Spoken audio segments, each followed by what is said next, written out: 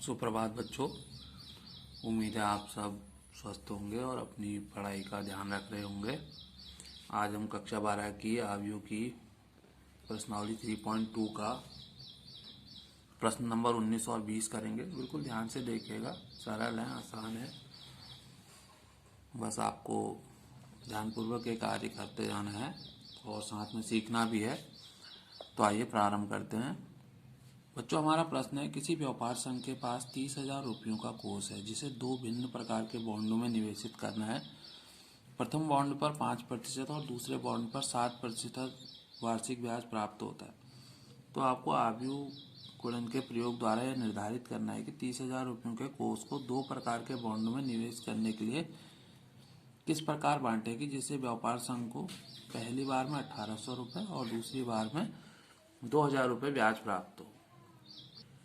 तो देखिए, प्रश्न बड़ा है लेकिन इसका आंसर बहुत ही सरल और आसान है। तो देखिए, अगर जैसे आप ये मान लीजिए कि पवन के पास 30,000 रुपये हैं और पवन ने वो पैसा जो है विशाल पांडे और अमान को दे दिया है। तो विशाल पांडे को 5% के आधार पर और अमान को 7% के आधार पर दिया है।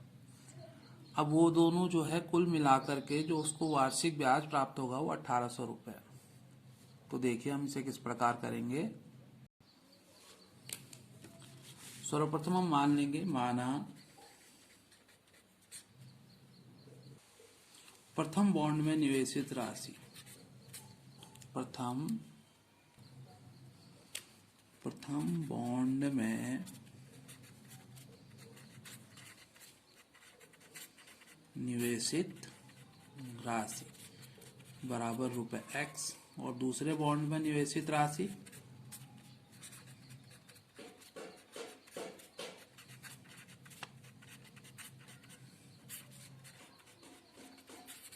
अब देखिए, पहले पे X है और कुल राशि आपके पास 30,000 रुपये है, तो दूसरे बॉन्ड पर निवेशित राशि कितनी हो जाएगी? 30,000 माइनस X। ये समझिए कि जैसे पवन ने X रुपये विशाल को दे दिए तो अमान को कितना देगा वो? 30,000 माइनस X। तो अब हम इसे देखिए, प्रथम बॉन्ड पर जो ब्याज है वो कितना है?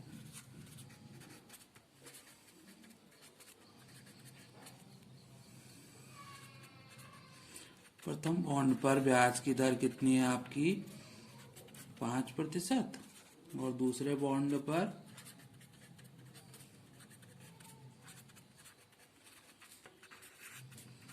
ब्याज की दर बराबर 7%। तो अब आप इसे देखिए, हल करेंगे तो पहले आप रो लिखेंगे, उसके बाद आप कॉलम लिखेंगे। ये X है और पहले जो बॉन्ड पर है 5% और दूसरे पर 7%। देखिए, ये रो है और ये कॉलम है। जो आपको कुल ब्याज प्राप्त हुआ है वो कितना है? 1,800 रुपये। अब आप इसे मल्टीप्लाई कर दीजिए। देखिए, परसेंटेज हटेगी तो 5/100 plus 30,000 minus X into 7/100 equal to 1,800। अब हम इसे सॉल्व कर लेंगे। तो बच्चों देखिए, कितना हो जाएगा? 5x/100 प्लस इसे अंदर मल्टीप्लाई कर दीजिए, 30,000 into 7/100 minus 7x/100 is equal to 1,800। अब देखिए, इन दोनों को साथ ले लीजिए, 5x माइनस 7x/100 मल्टीप्लाई कर दीजिए इज इक्वल टू, अब ये हो जाएगा आपका -2x/100। इसको आप उधर ले जाइए तो -2x/100 बड़ा है तो 300 ही आ जाएगा। माइनस से माइनस कैंसिल कर दीजिए, x is equal to 300 into 100/2।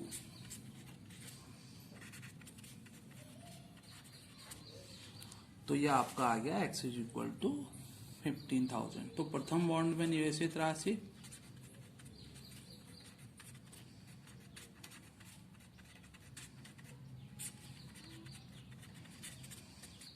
बराबर 15,000 और दूसरे बॉन्ड पर निवेशित राशि, इसे भी आप क्या करेंगे 30,000 से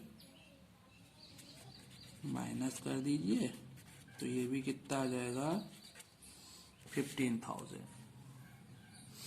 तो देखिए बच्चों, इस प्रकार जो दोनों बॉन्डों पर निवेशित राशि थी वो समान है, यानी कि जो पवन ने विशाल और अमान को जो पैसा दिया 5% और 7% के उस पर, तो वो समान राशि थी, यानी कि 15,000 और 15,000। अब आप देखिए इसका जो सेकंड पार्ट है उसमें आप 1800 की जगह 2000 लिख देंगे और उसे आप बिल्कुल इसी प्रकार सॉल्व करेंगे। बस यहाँ पर 1800 की जगह पर आपका 2000 आ जाएगा।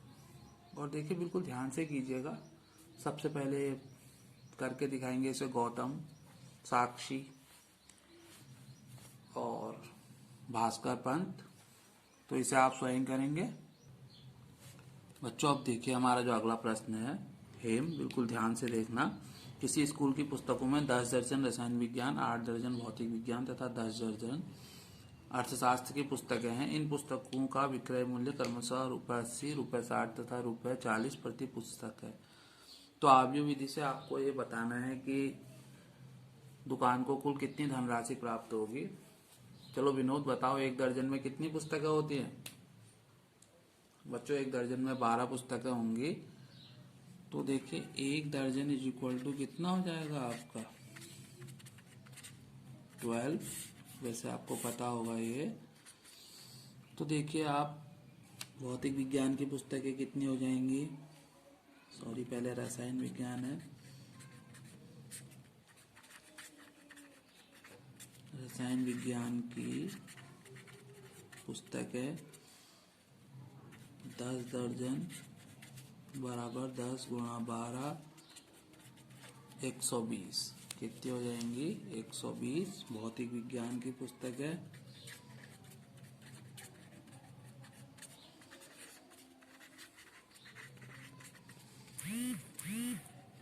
8 दर्जन है, तो यानी 8 गुणा 12 96।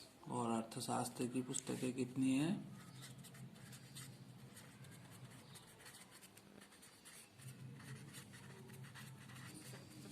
बराबर 10 दर्जन, यानी 10 गुणा 12 बराबर 120।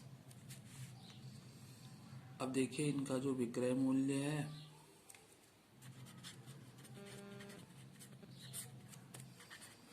पुस्तकों का विक्रय मूल्य क्रमशः ₹80, ₹60 तथा ₹40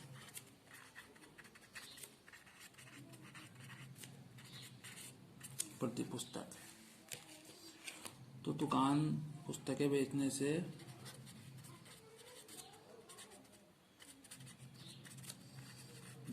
पर दुकान को प्राप्त राशि क्या होगी।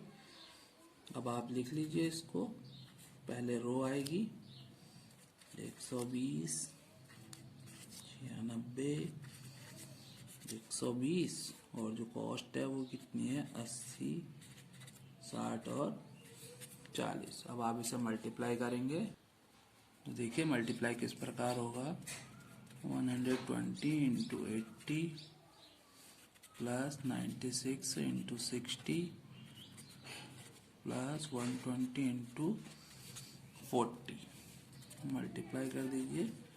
12 8 जा 96 प्लस 12 4 जा, तो ये ऐड कर लो अब आप 0 6